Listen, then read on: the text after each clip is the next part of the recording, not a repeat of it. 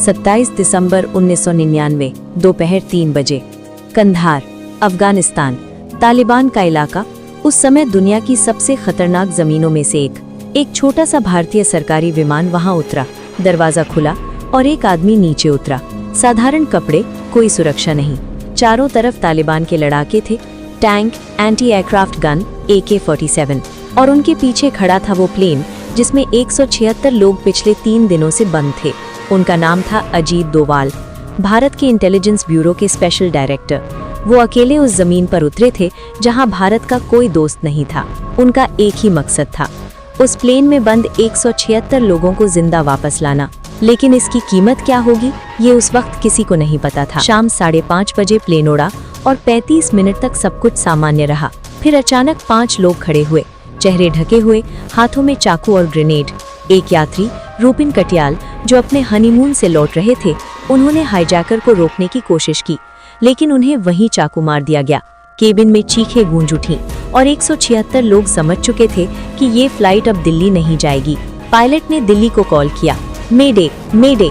Plane Amritsar उतरा। यहाँ इसे रोका जा सकता था। कमांडो तैयार थे, रनवे ब्लॉक हो सकता था, लेकिन कोई आदेश नहीं दिया गया। 40 मिनट जमीन पर खड़े रहने के बाद वो प्लेन भारत की आंखों के सामने से निकल गया और वो मौका दोबारा कभी नहीं आया।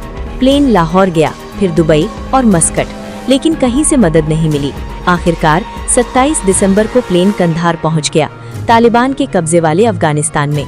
इन 4 दिनों में प्लेन के अंदर का माहौल पूरी तरह बदल चुका था। पहले दिन डर था, दूसरे दिन थकान और तीसरे दिन एक अजीब सी खामोशी। 176 लोग एक दूसरे को देख रहे थे। कोई रो नहीं रहा था, कोई चिल्ला नहीं रहा था, जैसे सब अंदर से टूट चुके हों।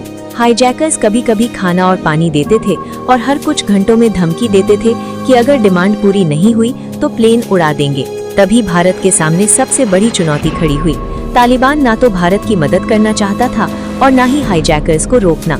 176 यात्री एक पॉलिटिकल गेम के मोहरे बन चुके थे। दिल्ली में क्राइसिस मैनेजमेंट रूम में अधिकारी हर विकल्प पर विचार कर रहे थे। कमांडो भेजो तो तालिबान रोक देगा, प्लेन उड़ा दो तो 176 लोग मर जाएंगे, कुछ मत करो तो हाईजैकर्स और आक्रामक हो जाएंगे। आखिरकार फैसला हुआ नेगोशिएशन। प्रधानमंत्री अटल बिहारी वाजपेयी एक कमरे में बैठे थे। उनके सामने 176 परिवारों की लिस्ट थी, नाम, उम्र, पते। बाहर मीडिया और परिवारों का दबाव बढ़ता जा रहा था। उनके सामने 2 रास्ते थे, डिमांड मान लो या इन लोगों की जान खतरे में डाल दो। एक तरफ राष्ट्र का सम्मान, दूसरी तरफ 176 जिंदगियां। कंधार में अजीत डोवाल ने बातचीत शुरू की। हाईजैकर्स ने $200 मिलियन और 36 आतंकवादियों की रिहाई की मांग की। एक नाम बार बार सामने आ रहा था, मसूद अजहर। डोवाल ने शांत दिमाग से बातचीत को आगे बढ़ाया। उन्होंने हर डिमांड को धीरे धीरे कम करवाया, 36 से 20, फिर 10, लेकिन एक नाम नहीं हट पाया। 31 दिसंबर की डेडलाइन नजदीक आ रही थी।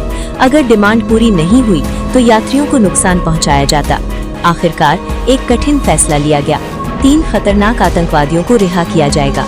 1 जनवरी 2000 उन आतंकवादियों को कंधार लाया गया और 176 यात्रियों को आजाद कर दिया गया। लोग बच गए, लेकिन कहानी यहीं खत्म नहीं हुई। उस एक फैसले की कीमत भारत को आने वाले कई सालों तक चुकानी पड़ी।